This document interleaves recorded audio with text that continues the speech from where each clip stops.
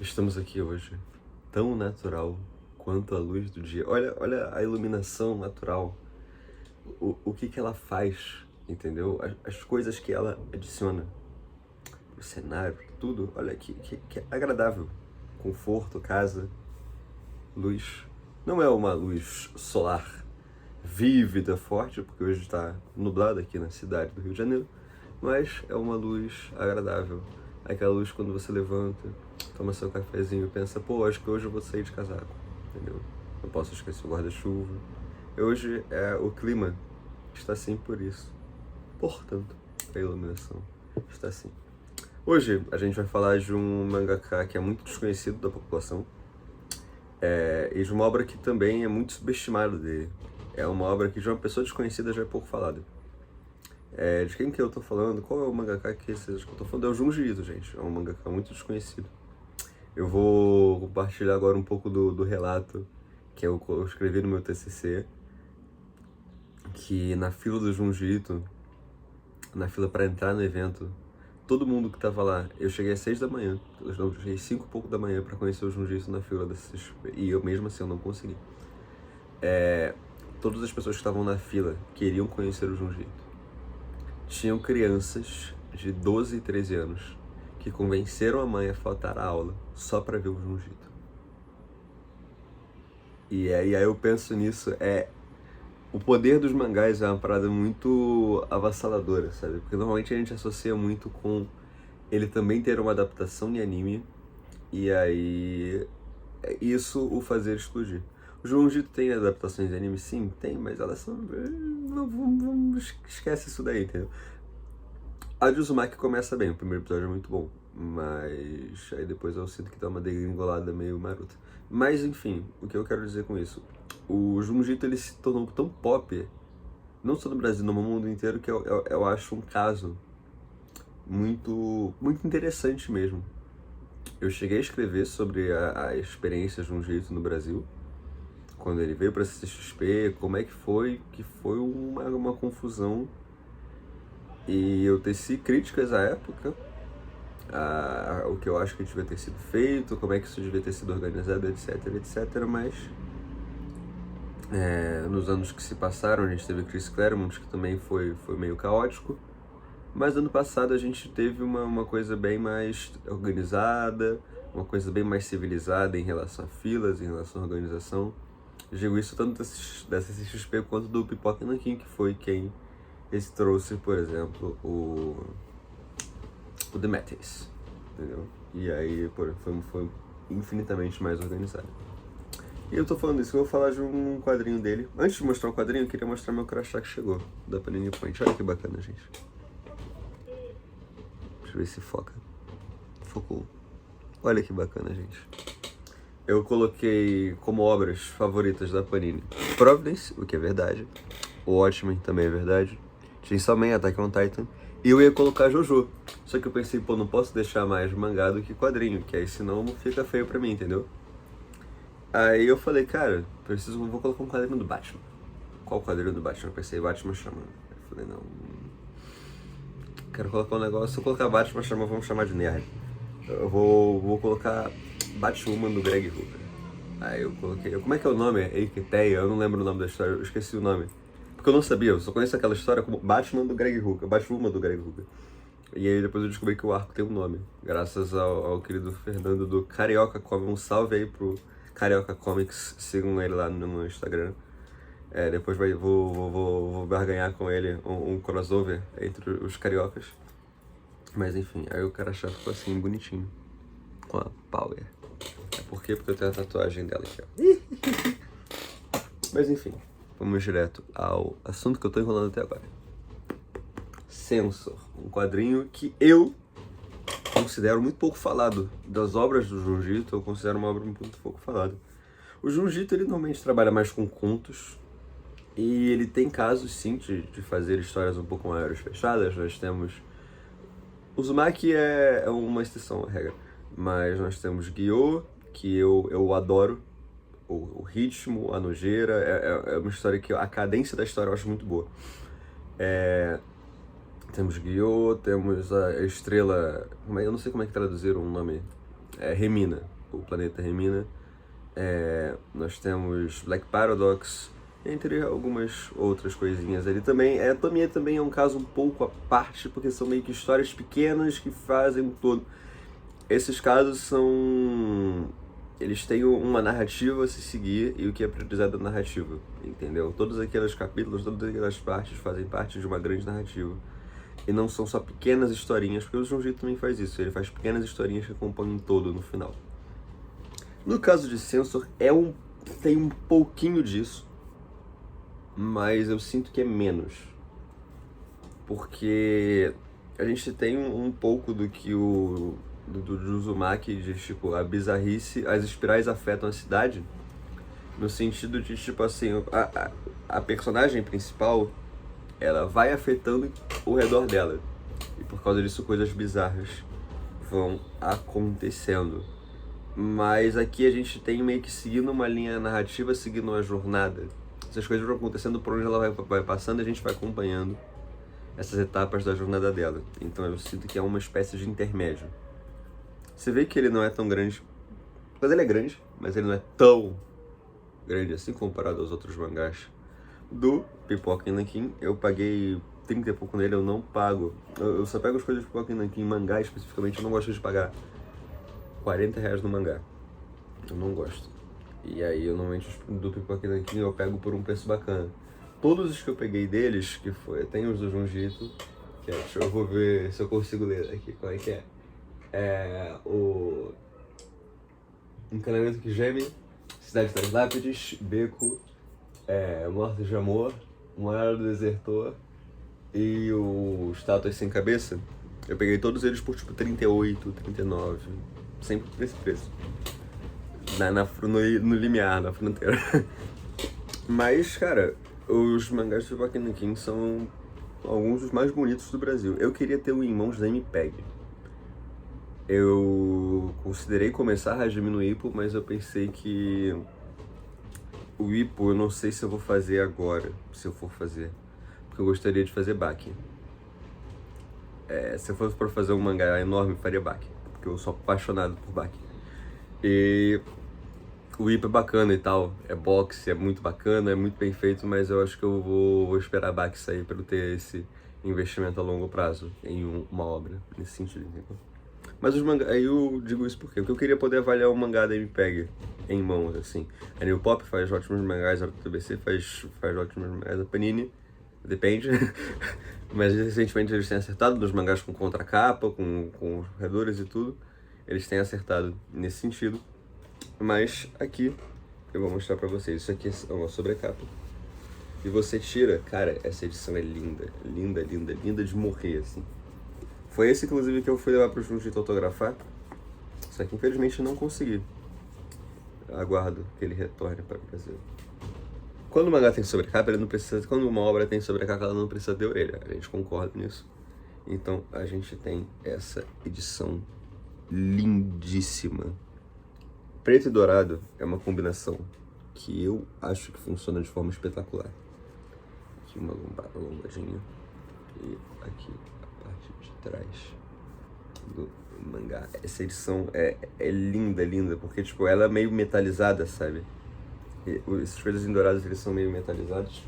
Eu vou mostrar sobre a capa aqui. A gente tem a parte da frente, primeiro orelha, e aqui a gente tem uma grande arte se formando, que eu acho muito, muito bacana. A lompadinha do gibi, coisa da coleção Junji Ito. E uma coisa que eu acho curiosa, eu queria depois ver se eles têm um dado, conversar com o Pipoca e Nanquim pra ver se eles têm um dado do coeficiente. Porque eu acho muito curioso. Eles embaixo do código de barra colocam o link do canal deles. Isso sempre me chamou a atenção. E aí eu queria depois ver qual, tipo, se isso é eficaz, se isso é eficiente, se é uma espécie de assinatura e tal. E porque isso me chama a atenção na forma de compor. Entendeu? Porque tem o selo da Pipoca e Nanquim aqui também. Não tem aqui, mas tem o selo da Pipoca e tal. Aqui, o douradinho. Aí tem na capa e na lombada também. Não vou dissertar a história inteira. Eu vou apenas dar uma pincelada nas minhas opiniões, nas temáticas que tratam esse mangá. Por quê? Porque hoje é o dia da minha formatura. Se pau, ainda eu coloco uma, eu coloco uma foto, a thumbnail do vídeo vai ser na minha formatura, assim, ó, segurando esse mangá aqui. Mas eu lembro que a primeira vez que eu conheci essa obra foi através de um vídeo no YouTube. E aí eu vou até dar uma pincelada sobre o tópico que tava rondando no Twitter recentemente, que era ler gibi por vídeo. E aí eu tive uma discussão interessante com meu irmão, porque a gente começou a falar sobre audiobook, porque ele faz produção editorial. E aí ele explicando que você falar ler audiobook é uma espécie de sinestesia. Por quê? Porque você não tá vendo alguém necessariamente narrando a história pra você. Você tá ouvindo palavra por palavra, de uma forma simulando a leitura. É como se você estivesse lendo em voz alta na sua cabeça. Só que é outra pessoa fazendo isso pra você. E por conta disso, você tem a percepção de como se você estivesse processando palavra por palavra, formando frases, formando etc, etc. Então, por essa sinestesia, não seria incorreto ler um audiobook. E até se a gente considerar que o livro de letras, ele normalmente é composto apenas por palavras, à exceção de livros ilustrados ou enciclopédias, esse tipo de material com ilustrações, com gráficos, etc. Mas quando você lê um audiobook, por conta desse processo mental, desse tipo de material, faz sentido se falar que você lê um audiobook. Agora, ler um quadrinho para um vídeo, qual é a minha opinião? Eu acho que você monitorar o jeito que as pessoas acompanham as coisas é meio chatice. Não digo isso no sentido de, tipo assim, cara, eu não vejo problema em a pessoa gostar de assistir um vídeo de um cara explicando a história, ou de um cara narrando a história. Eu não vejo problema nisso.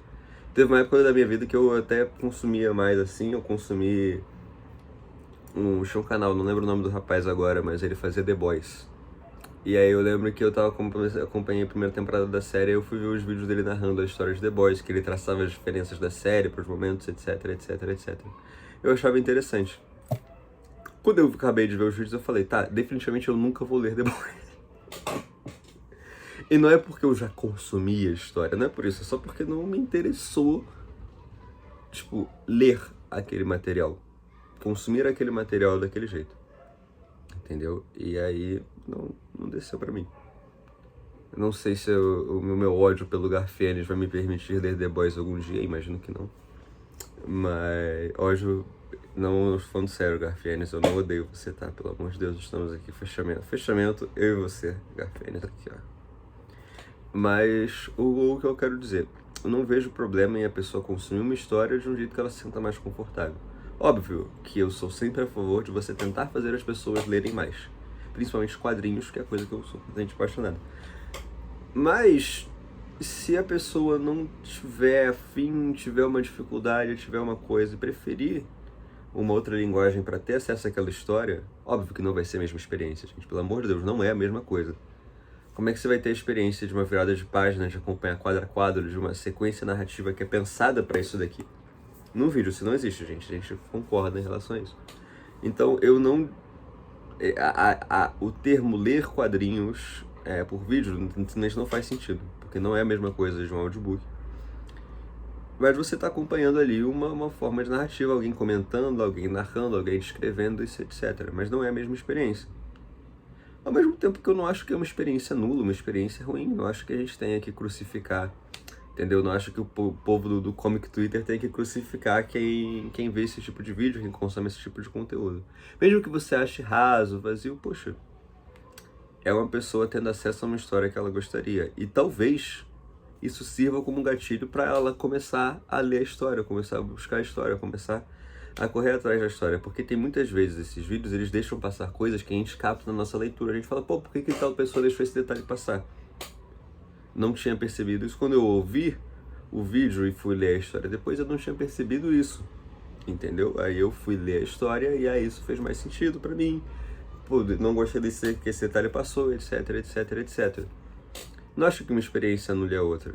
Mas assim, o pessoal falou, cara, mas é a experiência de ler um gibi depois é completamente jornada. Não, gente, é uma outra experiência. Não é necessariamente arruinado. A gente tava assim quando a gente fala de mangás de super-heróis, gente.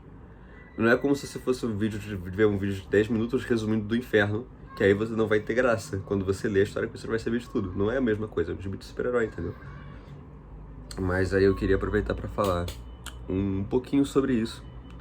Até porque o Comic Twitter, de vez em quando, ele puxa umas discussões meio comitinha, bom... o problema do grampo... caraca... Tipo, deixa eu ter umas coisas assim que sempre volta... Ou gibi é arte... Como parar de ler super-heróis... Ai, tem sempre umas discussões que... Entendeu? Quadrinhos e literatura também sempre volta. E aí essa eu sinto que, tipo, não era nem pra ser um debate, entendeu? Mas eu acho que é uma coisa que pode ser útil pra gente refletir certas coisas, certas práticas e certos comportamentos que nós temos, principalmente em relação às outras pessoas, que não estão necessariamente no nosso nicho, mas acompanham as mesmas histórias de outra forma. Essa é a minha opinião sobre isso. Eu estou usando o Junjito pra falar sobre isso, por quê? Porque a primeira vez que eu vi esse quadrinho, eu ouvi um vídeo falando sobre ele. Eu não sabia como ter acesso ainda na época às histórias do Junjito, da Pipoca quem começou a trazer. Eu não era tão, enfim, com conhecimento tão vasto de editoras, assim. Eu tinha o que? Attack on Titan, coisa da Panini, basicamente, na época. E aí, quando a PN publicou, eu esperei ficar por um preço bacaninha, peguei. E é o que eu falei, eu já te sabia mais ou menos da história, mas você ler o negócio na sua mão é uma outra experiência. Eu saber da história não estragou minha experiência, até porque eu tive percepções, eu tive sensações que ver uma imagem no YouTube transmite, entende? Essa é uma história que trata sobre fé, de certa forma, sobre culto. São basicamente uma briga de duas divindades, uma da luz e uma de sombras. A da luz se manifesta através de cabelos, a das sombras também. A da luz com cabelos dourados, a das sombras com cabelos escuros. E aí a gente tem uma briga de dois cultos, que na verdade é um grande paradoxo temporal. E aí a gente vai ter uma mulher que vai até o vilarejo.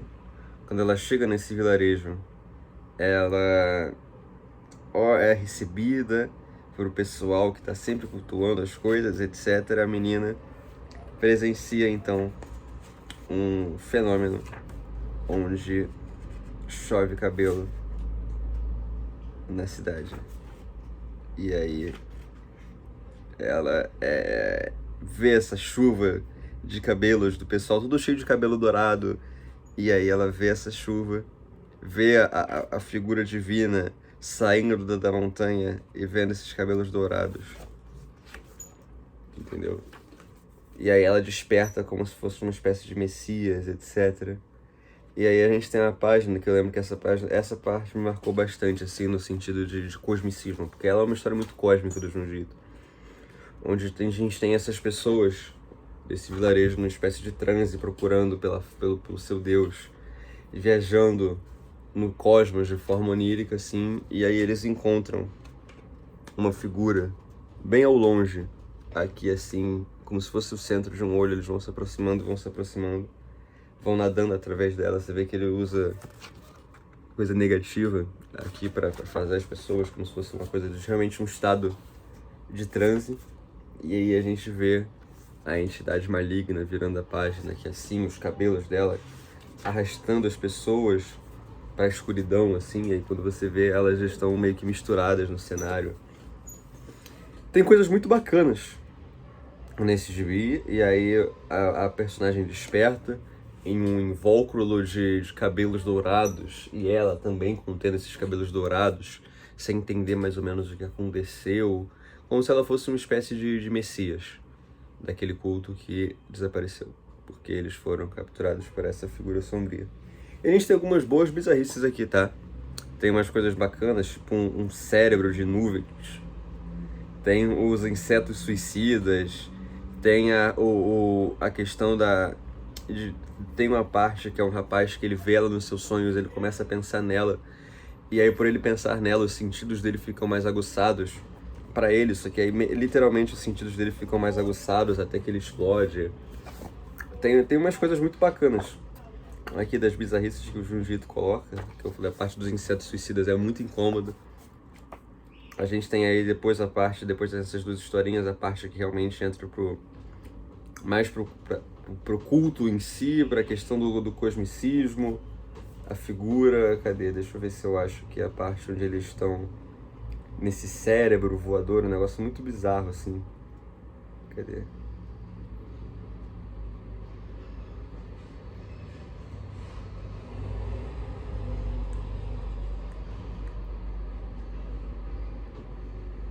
Achei aqui mais pro final da história. Mais pro final é muito forte, né? Mas... aqui.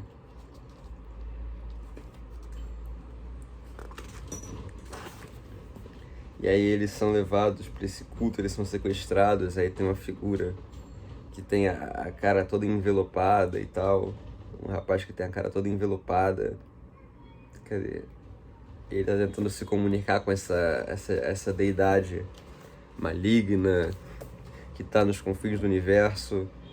Aí acaba dando ruim. É uma loucuragem, mas é uma boa loucuragem, tá? E aí depois no final a gente tem o lance do paradoxo temporal sendo formado. Essa aqui é uma experiência que vale a pena ser lida. Como eu falei, mesmo tendo acesso à história, eu pude, felizmente, apreciá-la. E eu digo para vocês, esse mangá é um mangá que vale a pena, é um mangá que eu recomendo dar uma chance, é uma edição belíssima, belíssima, belíssima, belíssima. Ela é bem, assim, direto ao ponto, não tem muitas extras, não tem, tipo assim, a história acaba, a gente tem a data de publicação, tem um pós-fácil escrito pelo Junji Ito e tem uma breve biografia do autor. Ele veio com marca-página também, mas o marca-página está guardado. E o sumário, pois essa história foi lançada em capítulos em 2018. Mas não deixa de ser uma edição belíssima, tá bom? É um mangá que vale a pena, por um bom preço. Ele normalmente está com uns descontos bem legais na Amazon, as coisas colocando aqui alguns descontos legais. Vale a pena pelo preço, a capa normal é bonita, tem o verniz localizado que eles gostam. E tá bem preservado. Eu tenho esse gibi, esse mangá tem uns 3 anos. Vocês percebem que o papel não amarelou tanto assim. Mesmo ele ficando mais ou menos exposto ao sol também, aqui a lombada tá falando coisas, cara, que eu sinto ódio de mim mesmo quando eu falo esse tipo de coisa. Mas é uma história bacana. E depois talvez eu traga ela de novo, pensando um pouco na antropologia da religião, a questão dos símbolos, o cabelo, como uma espécie de extensão do nosso corpo, mas ao mesmo tempo que é uma coisa além da gente, que essa história também, ela trata muito sobre a ideia do cabelo como uma coisa que a gente usa para se estender, a gente usa para sair de si, para ter acesso a outras coisas, tanto simbolicamente quanto literalmente, entendeu? A gente tem uma coisa legal, essa coisa de mexer com poderes capilares, entendeu? Mas eu gosto como isso é feito nessa obra, como a gente tem essa dicotomia entre bem e mal, mas na verdade as duas coisas são danosas a sua maneira, entendeu? E essa história realmente tem coisas bacanas, tá? Não acho que é uma daquelas histórias qualquer coisa do Junji Ito, porque, convenhamos, ele tem muita coisa que é só história curta, bem qualquer coisa, mas ele também tem pedradas máximas. Eu acho o Uzumaki primoroso. Guiô, eu gosto muito, eu acho o ritmo de Guiô delicioso, mesmo sendo uma história grotesca, o ritmo é delicioso. Eu gosto muito de Remina, gosto muito, muito, muito de Remina. E tem contos ali que eu gosto. Eu tenho que terminar de ler desses que eu tava lendo, era o Morto de Amor, que também são vários contos que formam uma história fechada. E eu tava achando bem interessante, assim, mesmo que seja a história da vez, todas perpassadas pela mesma figura, eu tava achando bacana, tava me divertindo. Então é isso. A thumb do vídeo talvez seja uma foto da minha formatura, vou ver ainda, vou ver como é que eu faço. E é isso. Teremos vídeo amanhã, talvez o Vitor apareça aqui em breve ou não. Vou continuar a maratona de Paul Valley, mas com uma cadência. Sinto que é bom dar uma alternada na temática, dar uma alternada nas coisas. Fiquei feliz que o vídeo dos desenhos ele pegou mais views do que eu esperava. Eu fui dormir, eu acordei, ele tava com 40 e poucas views, o que pra mim é muita coisa, eu fico feliz. Espero que vocês tenham gostado do vídeo, espero que vocês estejam gostando deste canal. Tá bem, gente? Muito obrigado, até a próxima e tchau, tchau.